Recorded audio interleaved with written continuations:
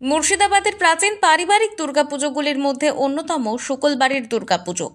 আনুমানিক প্রায় 300 থেকে 350 বছরের পুরনো মুর্শিদাবাদ জেলার কান্দির জেবু এলাকায় শুকলবাড়ির দুর্গাপুজো।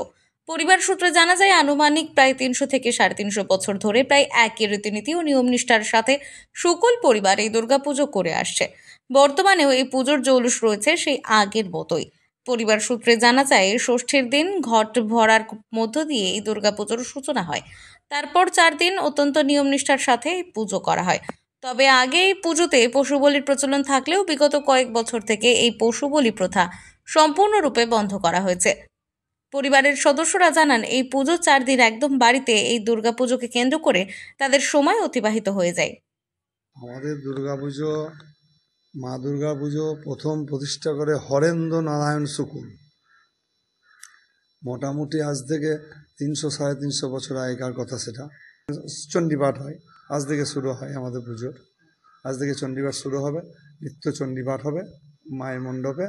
আর আমাদের প্রথম সপ্তমীর দিন, ষষ্ঠীর দিন ঘট আসে, সপ্তমীর দিনেও ঘট আসে, যে মায়ের বিশেষভাবে পুজো আশ্রা চলে।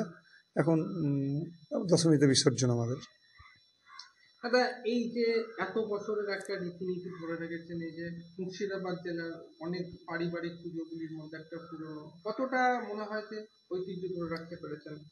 মোটামুটি আমাদের যেরকমভাবে ছিল সেরকমভাবেই আছে।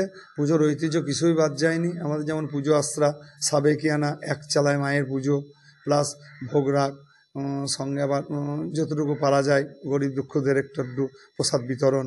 4 দিন বাড়ির পুজোয় 4 দিন আনন্দ হয়, চন্দনবাটি, তারপর হাতে হাতে সব কিছুই করে দিই, যেহেতু মা 4 দিন আসছে। তাই আমাদের ইচ্ছা আছে ভবিষ্যতে ঠাকুরটা পুজো করব, তুলে দেওয়ার কোনো ইচ্ছা নাই। মানে এই পুজো যেমন সারা বছর যেমন হচ্ছে তেমনিই চলবে। মুর্শিদাবাদ থেকে অর্ক রায়ের রিপোর্ট, আনন্দ বার্তা।